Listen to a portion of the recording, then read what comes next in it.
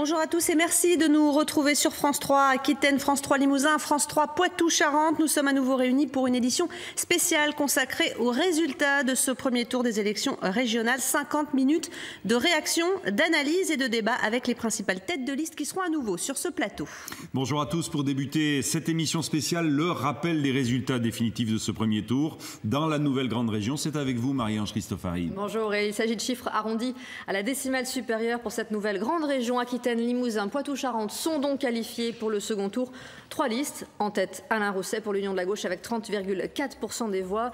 En deuxième position, Virginie Calmels pour l'Union de la droite avec 27,2%. Également en posture de se maintenir, Jacques Colombier pour le Front National avec 23,2%. Sous la barre des 10% et donc en capacité de fusion, Françoise Coutan pour Europe Écologie Les Verts récolte 5,6% des suffrages. Et sous la barre des 5%, c'est-à-dire éliminé de ce second tour, Olivier d'Artigol a rallié 4,8% des électeurs. Dans ce même cas, 5 autres listes, je vous laisse découvrir leur score dans le détail. Un dernier chiffre pour finir, l'abstention s'élève à 49% des inscrits. C'est un petit peu plus qu'en 2010 à l'échelle de la grande région. À peu de choses près, un citoyen sur deux n'a pas utilisé son droit électoral en Aquitaine, Limousin, Poitou-Charentes. Nous vous retrouvons tout au long de cette émission, Marie-Ange, et nous allons aller région par région ou ancienne région par région faire le tour de ces résultats. Dans quelques minutes également dans cette émission spéciale, Virginie Calmels, Jacques Colombier, Alain Rousset et Françoise Coutan sont nos invités. Et puis avec notre politologue Vincent Tibéri, nous reviendrons également sur le détail de ce que nous avons vécu hier et du premier tour. La gauche vire en tête lors de ce premier tour, la droite et le centre marquent le pas et le FN obtient des scores jamais atteints, y compris dans notre région. Comment avez-vous réagi ce matin à ces résultats? Voici les impressions recueillies à Périgueux, à Brive et à Agen. Gilles Coulon. La Dordogne, une terre de gauche, abasourdie ce matin par la montée du Front National qui arrive en deuxième position devant les Républicains. Il faudrait les éradiquer comme les djihadistes. Voilà ce que je pense. Ça vous a étonné? Tout ce qui se passe en France aujourd'hui fait le jeu et ouvre la porte à ces gens-là. Je pense qu'au premier tour, il y a un vote de contestation et après, au deuxième tour, les gens votent d'une manière plus raisonnable. En Lot-et-Garonne, le candidat FN conforte son implantation avec presque 32% des suffrages devant la gauche et la droite. Eh bien moi je suis ravie, si vous voulez le savoir. Pourquoi? Parce que j'en ai assez de voir parfois ce que je vois. Franchement, moi ça me fait ni chaud ni froid, quoi. Voilà. Parce que, je sais pas, ça m'intéresse pas. J'ai pas voté non plus. Ici, l'abstention reste le premier parti du département. Direction la Corrèze, à Brive. Au café, on lit d'abord l'équipe ou le Midi Olympique. J'ai commencé par le rugby, maintenant je passe au foot. Ensuite, les brivistes repensent aux élections avec toujours le même refrain. Ils veulent changer de politique. C'est vrai que le FN est peut-être une voie de secours, mais pas forcément la bonne. C'est marrant parce qu'ils font 30%, mais il n'y a personne qui a voté pour eux. Le FN qui inspire ou qui divise, le parti est toujours au centre de toutes les discussions. Et Vincent Tibéri est avec nous sur ce plateau. Bonjour, vous êtes professeur de sciences politiques à Bordeaux. Vous décryptez pour nous ces résultats du premier tour depuis hier soir. Alors, quel est le principal enseignement? Est-ce que c'est le maintien du PS dans notre nouvelle grande région? Oui, tout à fait. Alors, par maintien, il faut rester quand même relativement prudent, hein, soyons clairs. Il y a quand même un recul par rapport à 2010, il y a un recul par rapport à 2012, mais il n'empêche qu'Alain Rousset sauve sa tête, ou en tout cas sauve une dynamique qui peut lui permettre de l'emporter au second tour. Pour le FN, on a entendu à l'instant même une impression des lecteurs qui nous disaient il y en a qui votent FN mais ils ne le disent pas, c'est pas décomplexé encore chez nous et pourtant les résultats sont là. Oui, il faut quand même bien voir que le FN n'est plus le vote d'un soir. On le voit bien notamment dans 4 deuxième tours où les électeurs FN reviennent et refont le même choix.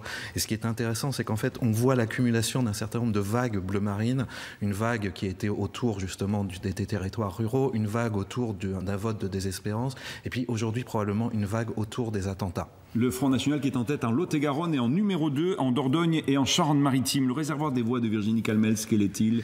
Il est très compliqué de retrouver des voix pour Virginie Calmels. Il lui reste debout la France, éventuellement, mais c'est guère que 2-3 points.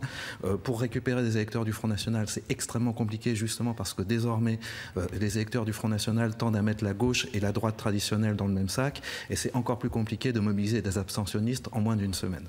Merci Vincent Tibéri. On vous retrouvera bien sûr plus tard dans cette émission. On va maintenant faire le tour de nos anciennes régions pour détailler les résultats département par département. On commence par les 3 départements du Limousin, Marie-Ange. Et nous débutons cette rafale de chiffres par la Creuse. L'Union de la gauche menée par Alain Rousset figure en tête avec 27,3% des voix, suivi de très près par Virginie Calmès et sa liste d'Union de la droite, 27,2%. Le Front National vient ensuite avec 29,9%. Jacques Colombier réalise là le meilleur score de son parti en Limousin. Sous la barre des 10%, Olivier d'Artigol pour le Front de gauche a rassemblé 7,8%. Françoise Coutan, Europe Écologie Les Verts affiche 4,9%. Yvon Zetz pour Debout la France, 4%. En Haute-Vienne, Alain Rousset maintient son leadership avec 30% des voix. Virginie Calmels est plus loin derrière, 25,8%. Le Front National vient ensuite avec 21,9%. Toujours sous la barre des 10, Olivier d'Artigol, le Front de gauche, 7,9%. Et Françoise Coutan pour les écologistes. Enfin, en Corrèze, le rapport de force est différent. La droite est placée première. Virginie Calmels frôle les 30%. Les socialistes et le PRG suivent d'assez près avec 28,9% des voix. Troisième toujours, le Front National est à 20,6%. À 7,7%, nous trouvons Olivier d'Artigol, puis Françoise Coutan, 4,5%. Merci Marie-Ange. Nous retrouvons en direct de Limoges Christophe Baudin. Bonjour Christophe. Le principal constat en Limousin, c'est l'effondrement du Front de gauche et des Verts.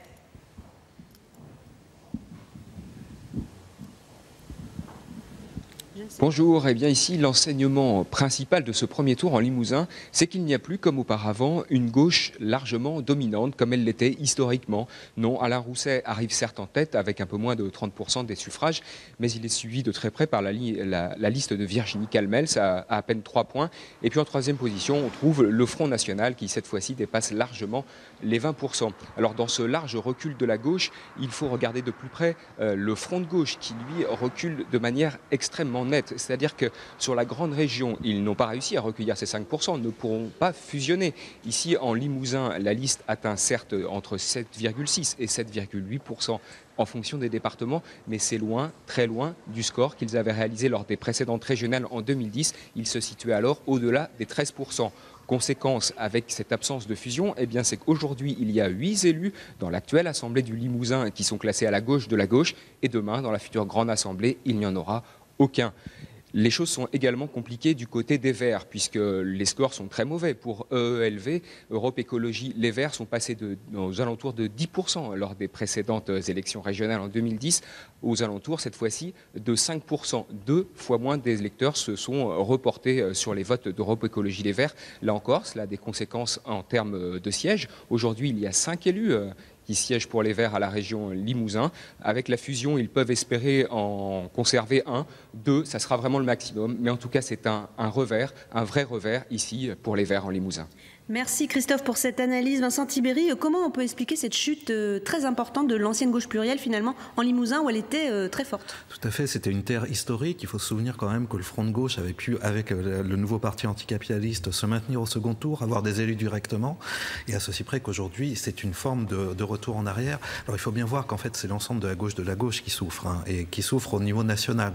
C'est-à-dire qu'il y a une difficulté, probablement quand les électeurs veulent se prononcer contre le gouvernement à gauche, ils préfèrent rester chez eux que soutenir le Front de gauche. Donc il y a vraiment des choses en train de se jouer sur ces questions-là. Puis il y a aussi l'abstention qui est particulièrement forte en Creuse, un département qui est très éloigné de la nouvelle grande région. Tout à fait. Et là, on voit très bien l'effet de cette agglomération de 12 départements, l'effet de la distance à Bordeaux et la crainte que peut créer Bordeaux. D'ailleurs, ce type de faible participation, en tout cas ces messages envoyés à la métropole bordelaise, se retrouvent aussi dans les Deux-Sèvres, par exemple. On voit que tous ces départements des marches, comme on pourrait dire géographiquement, craignent clairement la fusion entre les 3 régions. Direction maintenant Poitou-Charentes pour les résultats qui placent la droite en tête dans les 4 départements. Le détail, les chiffres, Marie-Ange Christofari. C'est dans la Vienne que l'écart est le plus serré. Virginie Calmels est à 27,6, Alain Rousset moins d'un demi-point derrière à 27,2, puis Jacques Colombier pour le Front National avec 23,9. Sous les 10%, Françoise Coutan, 7,4, Olivier d'Artigol, 4,6. En Charente, même ordre d'arrivée, l'Union de la droite, Virginie Calmels, 27,9, les socialistes et les radicaux d'Alain Rousset, 26,7, le FN Jacques Colombier, 25,1. Viennent ensuite Françoise Coutan, 6,5. Olivier d'Artigol, 5%. Dans les Deux-Sèvres, hiérarchie identique sur le podium, la droite est à 29,2. Alain Rousset, 27,7. Jacques Colombier, 21,7. C'est son score le plus faible en Poitou-Charentes. Puis Françoise Coutan, Europe Écologie Les Verts, 7,3. La liste Debout la France devance cette fois le Front de gauche avec 4%. Olivier d'Artigol récolte 3,4. Enfin, en Charente-Maritime, terre acquise à la droite, Virginie Calmels est en tête avec 28,8, suivi cette fois par le Front National qui fait là sa meilleure performance en Poitou-Charentes avec 27,1. Alain Rousset est derrière avec 24,7. Françoise Coutan 6,3%. Yvon Zetz pour Debout la France 4,1. Le Front de Gauche 3,6. Pour analyser ces chiffres dans les 4 départements de Poitou-Charentes, Jérôme Villain est avec nous en direct de Poitiers. Jérôme, bonjour. On ne rêve pas, l'électorat de cette région Poitou-Charentes a bien basculé à droite. C'était à gauche depuis 2004 et le FN enregistre là des scores significatifs. Oui, c'est vrai. La première chose à dire, c'est que la région Poitou-Charentes est la seule des 3 à avoir placé la liste Calmels en tête. Ce sont les Deux-Sèvres qui ont voté le plus à droite avec un score de 29,2% pour la liste emmenée par le maire de Niort, Jérôme Baloge. En seconde position au niveau régional, Poitou-Charentes arrive à la liste Rousset avec 26,5% des suffrages, alors que Ségolène Royal avait obtenu en 2010 38,9%. Là aussi, c'est dans les Deux-Sèvres que le score est le plus élevé avec 27,6%. La liste socialiste arrive en 3e position en Charente-Maritime avec seulement 24,6% des voix derrière la liste du Front National emmenée par Jean-Marc Delacoste-Larémondi qui obtient un score de 27%, soit plus du triple de son score obtenu en 2010. Un FN en seconde position en Charente-Maritime, c'est bien sûr une des grosses surprises de la soirée. C'est indéniablement un camouflet pour le président de l'Université de Poitiers, Gérard Blanchard, tête de liste socialiste à Poitiers. Un dernier mot, pour parler de La Rochelle, Un dernier mot enfin pour parler de Poitiers, la capitale régionale pour encore 24 jours reste un îlot de gauche dans un département de droite. Poitiers où la liste d'Alain Rousset, emmenée par Jean-François Macaire, arrive largement en tête avec 34,4%, soit 10 points de plus que la liste de Virginie Calmels. Merci Jérôme, en direct de Poitiers. Jérôme Villain, Vincent Tibéry, la gauche paie en Poitou-Charentes ces divisions et aussi la frustration peut-être d'une dilution annoncée au profit de Bordeaux. Oui, il y a ça. Clairement, Poitiers risque d'en pâtir. Et puis, il y a aussi la non-participation à la campagne de quelqu'un comme Ségolène Royal. Ah ben oui, j'allais vous le dire. Et donc, du coup, clairement, là où Alain Rousset, lui, n'est pas connu, l'effet notable qui aurait pu permettre de limiter la casse ne s'est pas déroulé.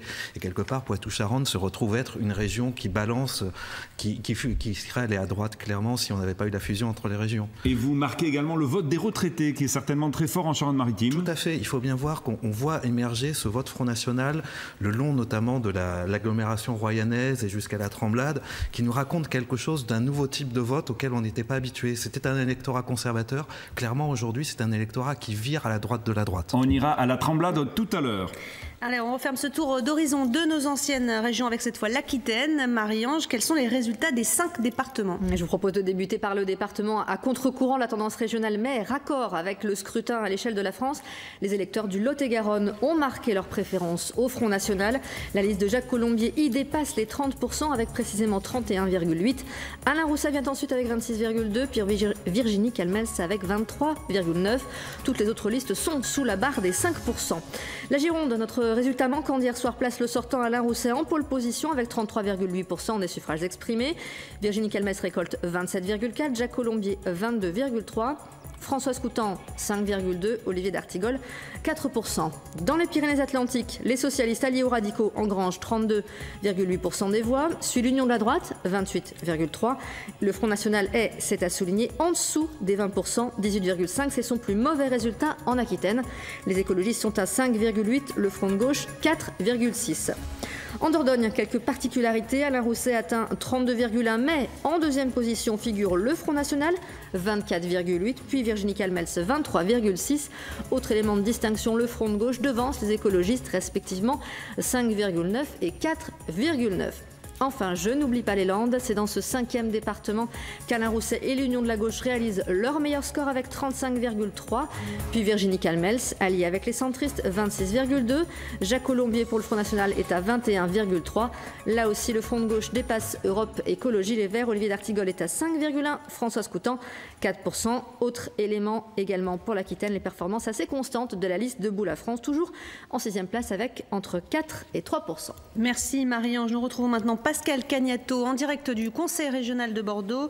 Bonjour Pascal, le sortant Alain Rousset n'a donc pas trop vacillé sur ses terres? Non, Alain Rousset, qu'on a vu tout sourire passer il y a quelques instants, sans doute ravi de conforter son implantation ici en Aquitaine. Tout d'abord en Gironde, où il réalise 33,83% des voix. Dans ce département, il était donné derrière sa challenger Virginie Calmel. Alain Rousset, qui sort aussi en tête dans les Pyrénées-Atlantiques, avec plus de 10 000 voix d'avance. Le leader PS qui réalise dans la ville de Pau plus de 34%, ville de François Bayrou, qui s'était fortement engagé auprès de Virginie Calmel. François Bayrou, qui ne s'est d'ailleurs toujours pas exprimé sur ce score. Dans les Landes, vous le disiez, 35,33%. Il est en tête dans 13 des 15 départements. La Dordogne le place également en tête avec plus de 32%. Dans ce département, la plus forte progression, elle va au Front National. Le Front National qui, semble-t-il, a déjà décidé de faire du Lot-et-Garonne sa terre de prédilection, puisqu'il arrive en tête dans ce département. Et puis, par l'intermédiaire du secrétaire d'État Mathias Fekl, le socialiste réalise, lui, 26,22% dans ce département du Lot-et-Garonne. Vous voyez que si on ajoute tous ces chiffres globalement, eh bien Alain Rousset conforte évidemment, il reste maître chez lui, comme le titrait notre confrère Sud-Ouest aujourd'hui. Merci Pascal. Vincent Tibéri, nous vous retrouvons pour une dernière analyse de la situation en Aquitaine. Cette fois, on peut dire que le Front National se confirme dans des zones bien déterminées. Oui, tout à fait. C'est ce que Jean Petot, à l'IEP de Bordeaux, appelle le couloir de pauvreté autour du Lot-et-Garonne. Ce qu'on voit également comme étant en fait le vote Front National du périurbain, c'est-à-dire des gens qui sont obligés de partir pour acquérir leur pavillon plutôt loin de la métropole et qui du coup sont touchés de plein fouet par la question des transports, la question des services publics, etc. Donc le ressort du Front National en Aquitaine est clairement celui-là. Merci. Merci pour ces informations et ce tour d'horizon. Voilà pour les détails de ces résultats. Et vous pouvez bien sûr à tout moment consulter, quand vous le souhaitez, sur nos sites france3.fr, tous ces résultats, les données région par région, département par département et ville par ville également, france3.fr. Allez, elle est incontestablement l'une des révélations politiques de cette élection. Depuis le mois de juin, les sondages faisaient état d'une lente et régulière progression de Virginie Calmels, la tête de liste des Républicains. Dans les dernières enquêtes, elle avait même été placée en tête du premier tour. Une dynamique qui ne s'est pas forcément retrouvée dans les résultats d'hier. Retour sur cette ascension qui a été suivie pour nous par Yannick de Solmignac. Franchement, cette région était dite imprenable. Nous sommes au coude à coude. Bon, c'est pas si mal, hein. 5 points d'écart entre les prévisions et le résultat des urnes. 5 points entre le rêve de la droite et la réalité électorale. Avec 27,19% des voix, Virginie Calmels endosse la tenue de l'outsider au terme d'une soirée électorale indécise et bien loin des 32% crédités par les sondages dans les semaines qui ont précédé le vote. Bien loin aussi des prophéties de l'oracle pyrénéen François Bayrou qui, du haut de sa tribune du Palais des Congrès, promettait des lendemains qui chantent. Il y a dans l'air comme un début, comme un parfum, comme un refrain qu'on entend de loin, comme une promesse de victoire. Merci beaucoup. Seul un sondage réalisé pour France Bleu le 24 novembre donnait la candidate de la droite à égalité avec Alain Rousset. Mais aujourd'hui, Virginie Calmels s'est devancée dans son propre département, la Gironde, et n'atteint pas le score obtenu par les listes UMP et Modem qui, en 2010, avaient totalisé 32% des voix. Attention, ça va être... Vous nous avez rejoints sur ce plateau ainsi que François Scoutan. Bonjour à tous. Bonjour Virginie Calmels. Bonjour François Scoutan. Jacques Colombier, bonjour. Et Alain Rousset, bonjour à tous. Merci d'avoir accepté ce débat au lendemain de cette première journée de résultats et d'une nuit chargée de négociations. On va en parler dans cette émission. Il s'agit d'analyser les résultats du premier tour, mais il s'agit aussi de revenir sur les négociations en cours. Mais d'abord, Virginie Calmels, c'est les sondages qui vous ont placé en tête les derniers jours. Vous auraient-ils desservi un peu ils auraient peut-être mobilisé l'électorat de gauche? Écoutez, je n'en sais rien. Moi, ce que je constate, c'est qu'il y avait une dynamique de campagne qui se retrouvait d'ailleurs dans les sondages, qui se retrouve dans les résultats.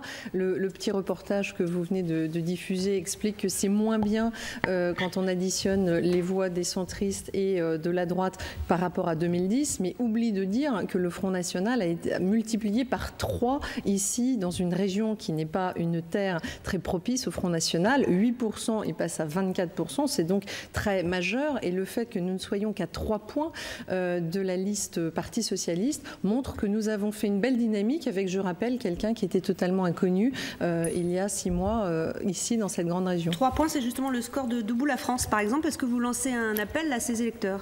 Vous savez, moi je crois que les électeurs sont tout à fait des grands garçons et des grandes filles qui savent ce qu'ils ont envie de porter dans leurs valeurs. Je les invite à regarder notre projet. En l'occurrence, j'ai un point commun avec le tête de liste de Debout la France, c'est que nous sommes des chefs d'entreprise et je pense que nous avons dans notre projet beaucoup de choses communes, mais après c'est aux électeurs de se décider.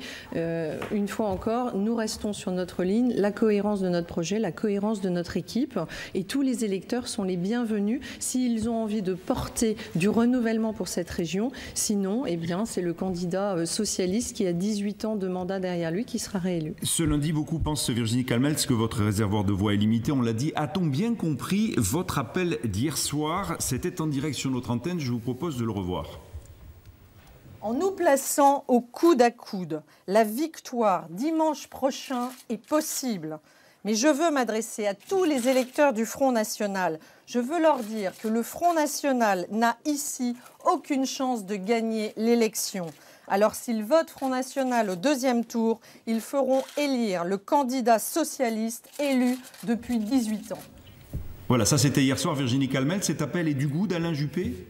Mais bien évidemment, Alain Juppé, le premier, a expliqué aux citoyens qu'en votant Front National, il se tire une balle dans le pied. Alain Juppé est le premier à dire, et nous le disons de façon très claire, est-ce que le Front National a une chance ou pas dans cette grande région d'être élu? La réponse est non. Monsieur Rousset a 3 points d'avance sur moi et le Front National a 4 points de retard sur moi. Donc il y a 7 points d'écart entre Monsieur Rousset et Monsieur Colombier. Donc il n'y a pas de chance pour que le Front National soit élu dans cette grande région. Et nous invitons, parce que je crois que c'est notre devoir, d'expliquer notamment aux agriculteurs que c'est compliqué de voter pour un parti qui veut fermer les frontières. Nous sommes une région exportatrice.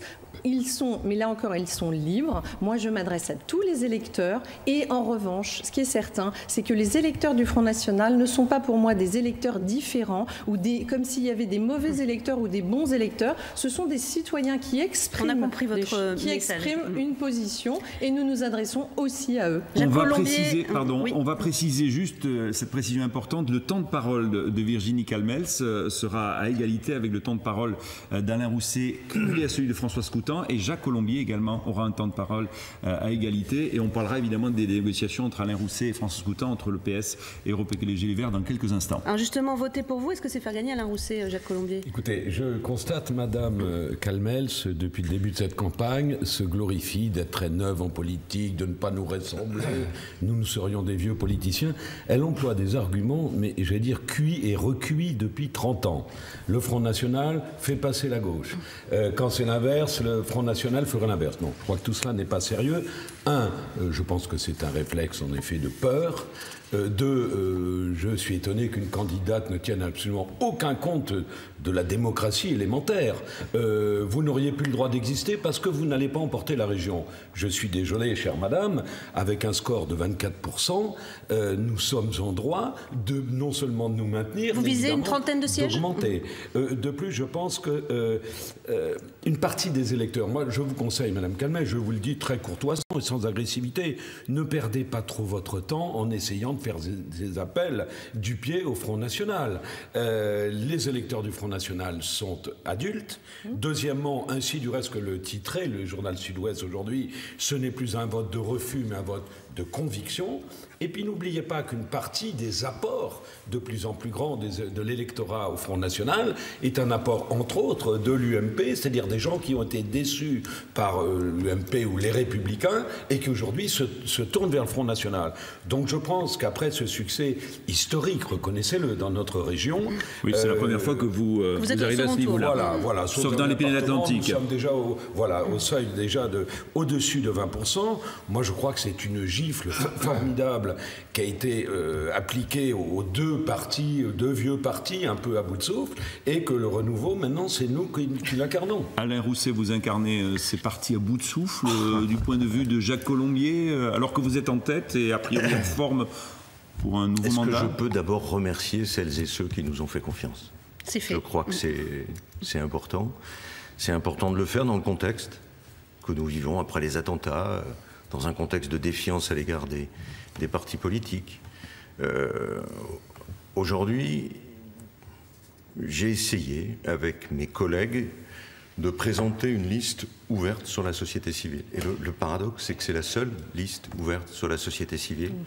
Un président d'université, l'ancienne présidente de Médecins du Monde, des présidents de chambres des métiers, des chefs d'entreprise, des paysans. Et des écologistes peut-être bientôt? Et j'espère des écologistes bientôt. Et donc, ce rassemblement a créé cette dynamique. Vous espérez tous ces faits, Alain Rousset, est-ce qu'on peut dire, à la mi-journée ce lundi, au lendemain Je laisse le soin à François Scoutan. Alors, vous de passez la l'annoncer. parole à François Scoutan, c'est vrai que c'est même le même temps de parole désormais, a priori.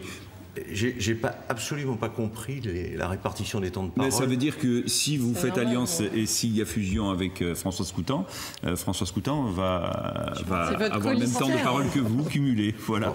Si je peux lui donner la parole. Je peux continuer. Je crois qu'il y a eu aussi une relation de confiance, double confiance. D'abord, tout le monde a bien vu ce qui a été fait dans les lycées, pour les entreprises, pour les universités, pour le logement des jeunes. Tout le monde l'a vu, ça. Les trains, plus 66% de fréquentation des trains neufs, quasiment partout. Je pense que ça, c'est quelque chose qui apparaît. C'est pas terminé. Et Ça sera on n'a pas tout gagné. l'objet de négociations avec les Verts, les trains d'ailleurs. On n'a pas tout gagné. Un modèle économique que les chefs d'entreprise eux-mêmes reconnaissent. Nous sommes la seule région à avoir maintenu ce qui est le squelette de notre économie, l'industrie. Alors, j'avoue que j'ai été très surpris quand... ne rentrons pas autant dans les détails, on y reviendra, Alain Rousset. Je crois que Mme Calmel s'est exprimée suffisamment longtemps. Oui, mais Mme Coutan ne s'est pas encore exprimée. Elle a l'habitude de le faire. Que je termine. Le squelette de notre économie. Qu'une candidate de droite me reproche à un socialiste de défendre l'industrie et l'entreprise était piquant. Je n'ai jamais reproché cela. Donc, nous sommes aujourd'hui dans cette relation de confiance qui va bien au-delà. C'est pas simplement accompagner, c'est aussi travailler ensemble. Voilà, alors nous sommes au lendemain des premiers résultats du premier tour. Alain Rousset, permettez-nous de saluer François Scoutan qui est également autour de cette table. Je ne trahis pas un secret, vous ne pouvez plus vous maintenir pour le second tour. François Scoutan, Europe Écologie Les Verts, obtient 5,6% des suffrages. Mais vous pouvez fusionner. Allez-vous fusionner? Est-ce que c'est fait? Oui, c'est fait. C'est un oui timide. Ça veut dire que ça a duré toute la nuit, que c'est concret? Ça veut dire qu'une fusion nécessite quand même des discussions entre les têtes de liste, mais pas seulement, des discussions aussi avec les militants. Et moi, je tenais à cette discussion préalable avec les militants Europe Écologie Les Verts, avec ceux qui ont constitué nos listes et qui ne faisaient pas partie d'Europe Écologie Les Verts, pour pouvoir, avant, aborder la négociation. Ils m'ont donné l'aval. On a négocié et puis ensuite... C'est acté sur quelle base, s'il vous plaît, François Scoutan? On peut en savoir un peu plus à cette heure-ci? Il a demandé à Alain Rousset. Ah ben alors, si vous passez la parole l'un à l'autre, il n'y a pas de problème. Quelle est la base? Sur une base de transition énergétique, sur une base d'appui au transport du quotidien et au train du quotidien, sur une base de préparation au changement climatique et de lutte contre le changement climatique. Avec des places éligibles pour les Verts sur vos listes? 17 places éligibles au lieu de 24 aujourd'hui. Donc ça fait dire un peu moins qu'auparavant en raison du résultat obtenu. Vous savez, nous avons pratiqué d'une manière extrêmement rigoureuse, en fonction des résultats, et les choses ont été déclinées. Deuxièmement, vous savez, mettre simplement 12 heures pour arriver à un accord, quand vous regardez ce qui s'est passé en Allemagne entre la CDU et la social-démocratie, où ils ont mis 3 mois, je crois, à arriver à un accord pour une grande coalition, je pense qu'on était plus 12 heures. proche. Et des vice-présidences acquises au lendemain du second tour, si Alain Rousset est élu, François Scoutan? Oui. En combien on peut savoir? Là, on est dans le... 2 vice-présidentes, mais ce qui m'importe, moi, surtout, c'est ce que vient de rappeler Alain Rousset, c'est qu'on engage vraiment la transition énergétique dans cette région et qu'on engage aussi des politiques de proximité sur les territoires. On va parler, si vous le voulez bien, de la LGV tout à l'heure, parce que ça doit être quand même une discussion entre vous quand même peu évident. Virginie Calmel, c'est une réaction, Jacques Colombier ensuite? Écoutez, je crois qu'on l'avait déjà dit hier soir, tout ça a été cousu de fil blanc. C'est la politique politicienne que les gens, je crois, n'ont plus envie de voir, c'est-à-dire se retrouver soudainement au lendemain du premier tour pour additionner des voix. Laissons les citoyens choisir, notamment choisir des projets et choisir des candidats. Là, on voit bien que, moi j'avais lu les deux projets, sur beaucoup de points, ils sont dans la même veine, mais il y a des points majeurs de différenciation. Et puis moi, je voudrais rappeler aussi, parce que Madame Coutan portait les valeurs de l'environnement, que l'environnement et la protection de l'environnement, pour moi, n'est pas un sujet politique et encore moins de gauche. La gauche n'a pas l'apanage de la défense de l'environnement, et je pense que les citoyens, dans leur ensemble, ont envie aussi pour leurs enfants et pour leurs petits-enfants de préserver l'environnement. Simplement, dans notre projet, nous sommes effectivement pour une préservation de l'environnement, mais également, nous ne voulons pas imposer des règles et des normes, notamment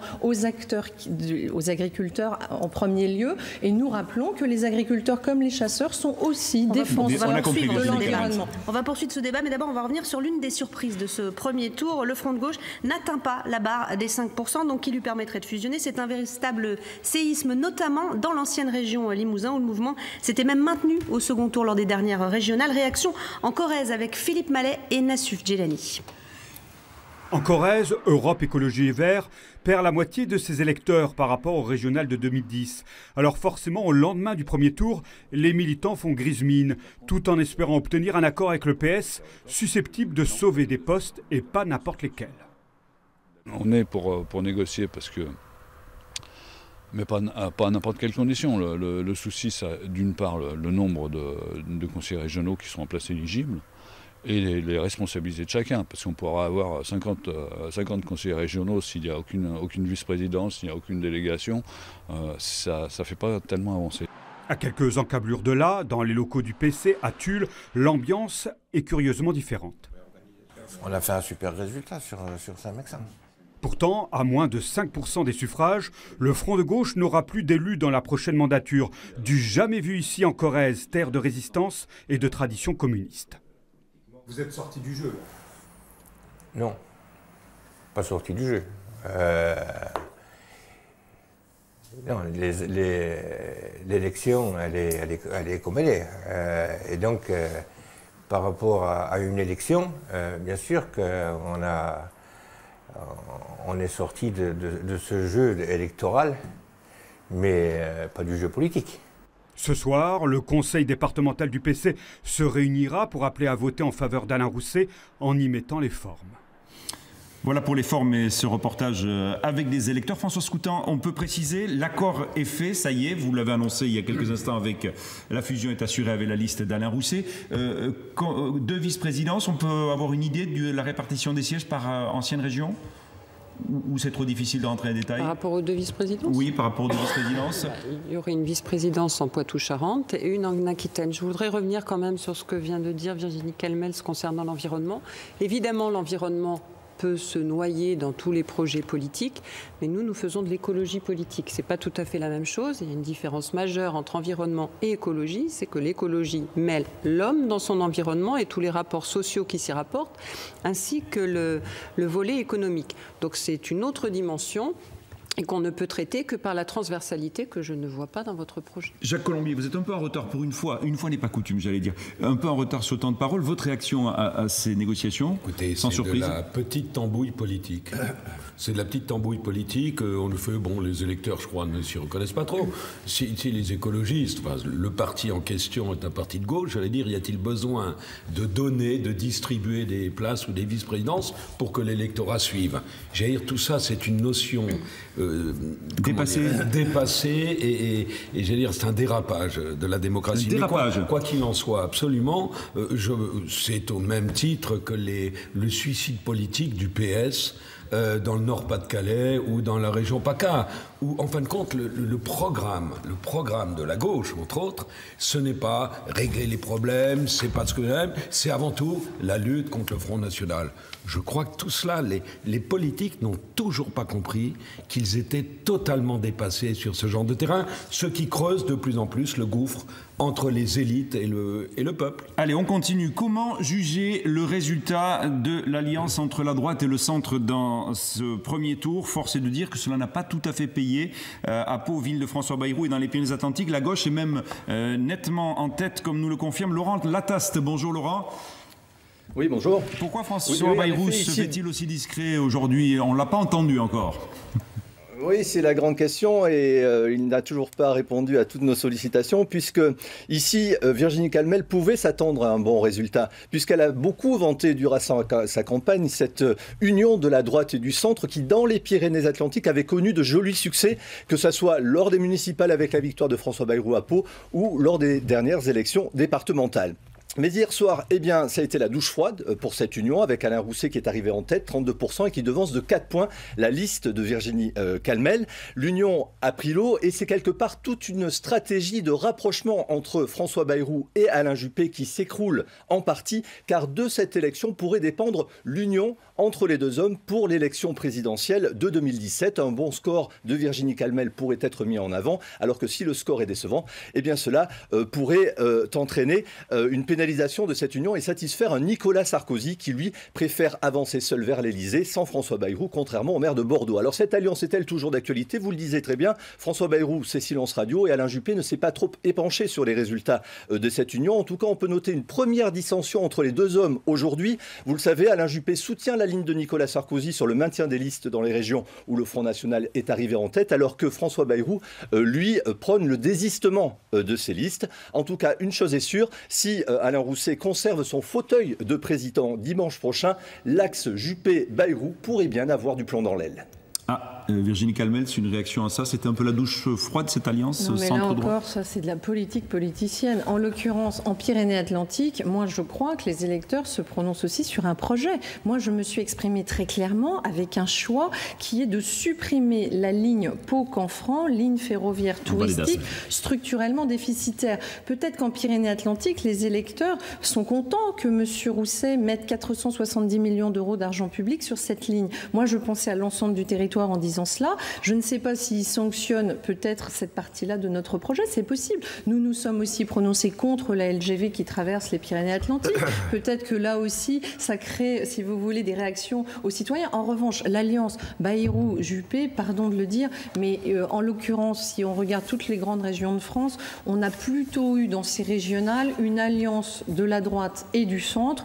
Donc je laisse aux politologues le soin de le commenter. Moi, je ne sais pas mon métier, mais ce que je trouve important, c'est là encore que cette alliance, elle s'est faite sur un projet. Et moi, ce que je vis dans ces résultats, c'est une adhésion ou pas à notre projet, contrairement à ce qu'a dit M. Rousset. Non, je ne suis pas l'ennemi de l'entreprise. En revanche, je me suis émue que les et encore moins de l'industrie, mais que les artisans, commerçants et TPE n'aient que aussi faiblement que 8 millions d'aides sur 1,4 milliard, c'est-à-dire un tout petit pourcentage par rapport à l'industrie.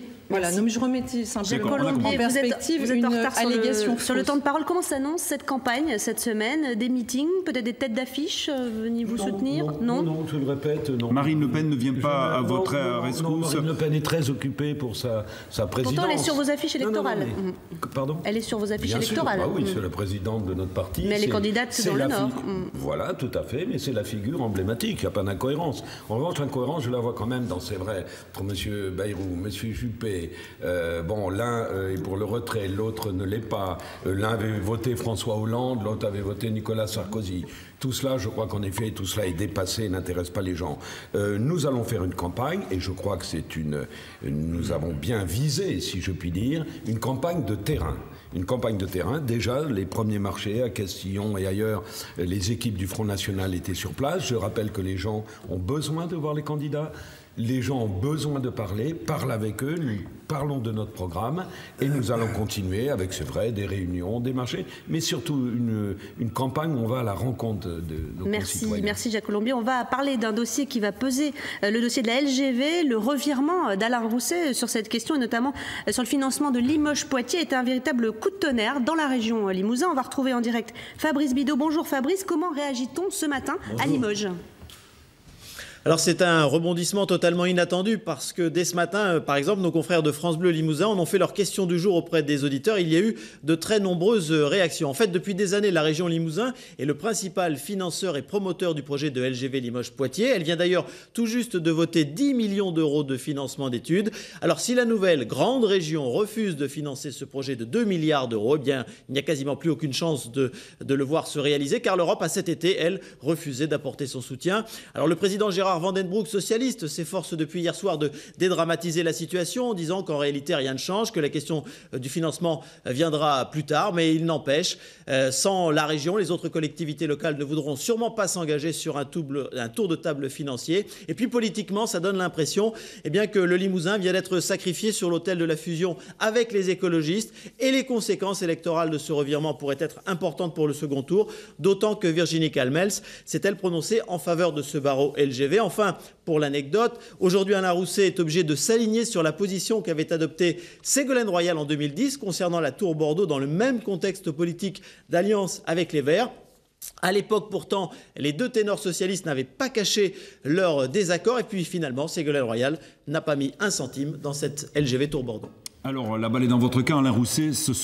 Hier soir, vous avez parlé effectivement de ne plus financer, de ne plus mettre 1 euro dans cette LGV. C'était un des éléments clés de la négociation, sans doute avec Europe Écologie Les Verts. Soyons francs, je demeure favorable au LGV, au pluriel. Vous avez eu au téléphone vos collègues du PS en Limousin ? Bien sûr. Qu'est-ce que vous leur avez dit ?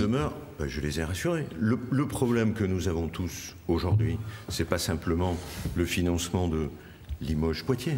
Vous êtes favorable mais qu'est-ce qui va changer alors ? C'est pas simplement le financement de Limoges-Poitiers, c'est le financement, parce que Bordeaux ne peut pas être égoïste à ce point de bloquer la LGV ici. On est bien d'accord. Ça va profiter à 8 millions de personnes, cette LGV, 8 millions. Et on empêcherait la 4e ville de France d'avoir la ligne à grande vitesse. On continuerait à vivre sur des lignes du 19e siècle, de la même manière en direction de l'Espagne. On voit bien que le programme, c'est ce que j'ai toujours dit d'ailleurs, le programme aujourd'hui de financement des LGV est à revoir. On ne peut plus s'appuyer sur les PPP. Et qui paiera ? 9 milliards d'euros. Vous avez 3 pistes. Et le grand emprunt, c'est ça ? Vous avez 3 pistes. Le grand emprunt. Parce que le grand emprunt a au départ financé les universités. Aujourd'hui, il est émietté, et j'en ai encore parlé pas plus tard que ce matin avec le président de la République. Donc il faut le concentrer sur des investissements d'avenir avec François Hollande. Sur des investissements d'avenir, là on est sur des investissements d'avenir d'un siècle. Ok ? La vallée du Rhône a 3 lignes de chemin de fer. Une pour la grande vitesse, une pour les trains du quotidien et une pour les transports de marchandises. Donc il faut que nous trouvions des sources de financement. Deuxième source de financement, la taxe carbone. Troisième source de financement, notamment sur les liaisons internationales, l'Europe. Donc voilà. Mais pour le reste, je le dis depuis le début, il y aura d'autres sources de financement que celles que nous avons connues aujourd'hui. Voilà, c'est pas qu'une posture, François Scoutan. Vous entendez Alain Rousset dire « je n'ai pas changé », mais... Ce qui était incontournable pour nous, c'est que le Conseil régional cesse tout financement des LGV. Voilà, ça c'était le préalable, vous êtes content ? Ça a été dit. Non, je ne suis pas contente, forcément. Moi, ce que je souhaite, c'est que ces LGV ne se fassent pas en priorisant d'autres lignes. Et par rapport à Limoges-Poitiers, on a tout de même la ligne POLT qu'il me semble nécessaire de renforcer pour que Limoges rejoigne Paris plus vite. POLT, on précise rapidement ? Paris-Orléans, Limoges-Toulouse. On est d'accord. Virginie Calmels, vous êtes toujours favorable à cette LGV ? Non, mais une fois encore, je crois qu'on se moque un peu des gens. C'est-à-dire qu'il faut arrêter de dire que tout ça... Moi, je vois un candidat socialiste qui, au fil des débats, varie dans ses positions, notamment sur la LGV.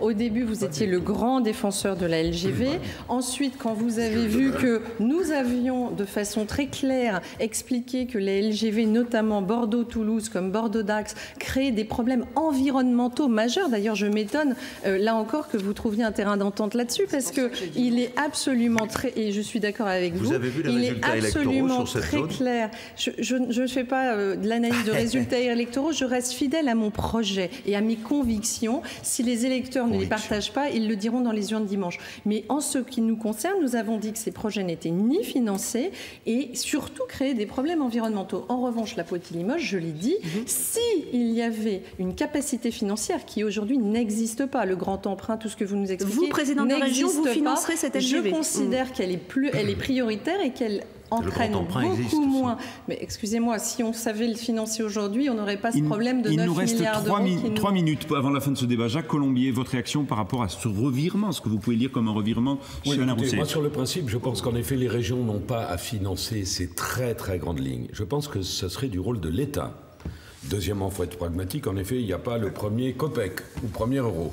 Mais quoi qu'il en soit, je pense qu'il est intéressant, il est plus de notre taille, si je puis dire, de financer en effet d'autres lignes, des TER, vous appelez ça les trains du quotidien, très bien, mais enfin ça s'appelle les TER tout simplement, ou de réaménagement et d'aménagement de routes, que de partir dans ces énormes dossiers dont de toute façon nous reparlerons encore dans les années qui viennent. On en reparlera effectivement, voilà. En tout cas mercredi soir pragmatique et réaliste. Mercredi soir dans le débat auquel vous êtes tous conviés, en l'occurrence les qualifiés pour le second tour. Merci d'avoir assisté à cette émission au lendemain de ce premier tour. Virginie Calmels, Alain Rousset, Jacques Colombier, vous serez nos invités à 22h50 précisément mercredi prochain. On me dit qu'on a encore du temps pour le débat. Alors on va en profiter, pardon, je pensais qu'on avait terminé. Virginie Calmels, est-ce qu'il y a des poids lourds de votre parti qui sont annoncés en meeting cette semaine, par exemple? C'est possible.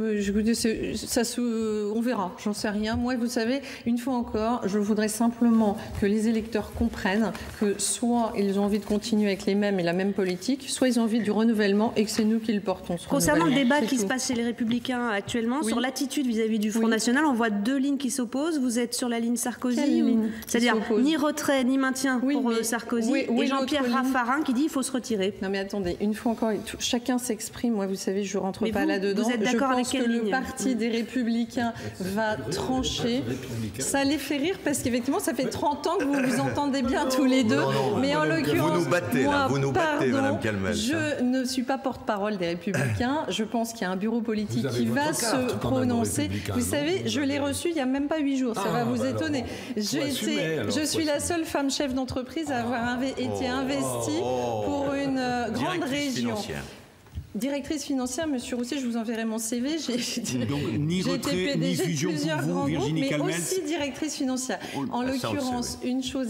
oui, Monsieur Rousset, c'est bien de savoir compter, surtout quand il faut gérer 16 milliards écoutez, c'est dommage qu'on n'ait pas pu en l'occurrence, compter ce que vous avez fait dans vos lignes comptables. L'avantage, Monsieur Rousset, c'est que moi, je viens d'un monde de la méritocratie. Quand on est promu, c'est qu'on a eu des résultats. Le temps est terminé. Jacques Colombier, un dernier mot. S'il vous plaît. Jacques Colombier, c'est vous qui avez ébauché la question tout à l'heure, s'il vous plaît, Alain Rousset. Jacques Colombier, c'est vous qui avez ébauché le sujet tout à l'heure. Ni retrait ni fusion, ça vous fait sourire, évidemment, vu d'Aquitaine, de Poitou-Charentes et Limousin. C'est clair, nous représentons déjà au moins dans ces élections, grosso modo, du moins dans cette région et quelques autres, 25% d'électorat. Nous nous présentons seuls sur un programme clair.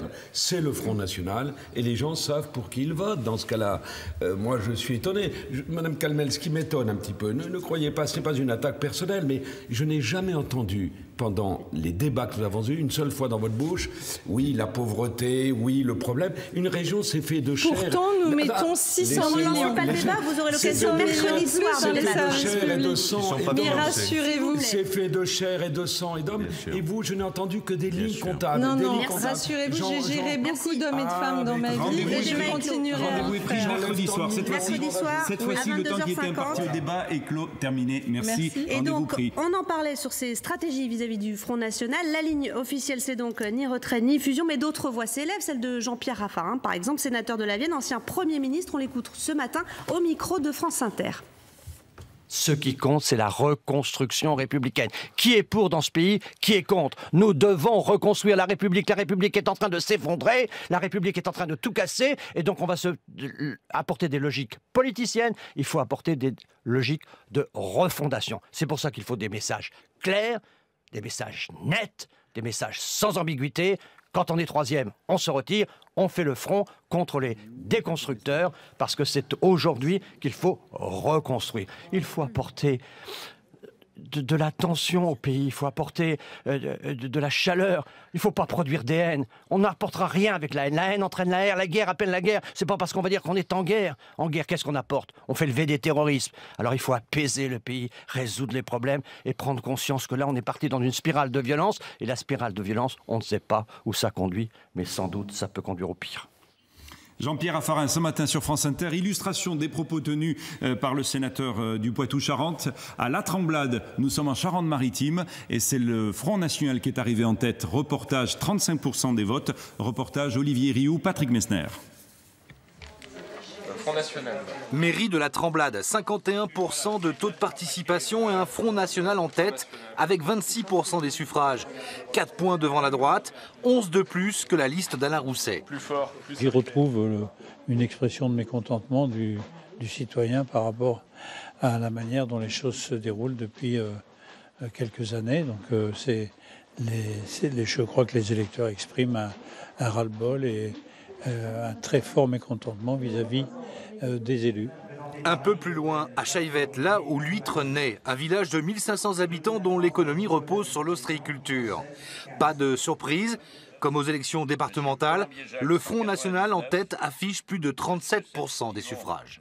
On avait d'ailleurs eu déjà une première approche de cela par les élections départementales qui avait donné un résultat qui était relativement identique si on compare les voix qu'avait obtenues le Front National à cette époque-là et la liste de Jean-Pierre Talieu qui était en deuxième position au premier tour mais qui ensuite au deuxième tour était en tête. Dans ce coin-là de la Charente-Maritime, que ce soit sur le bord du littoral ou dans les terres, le parti de Marine Le Pen réalise une véritable percée.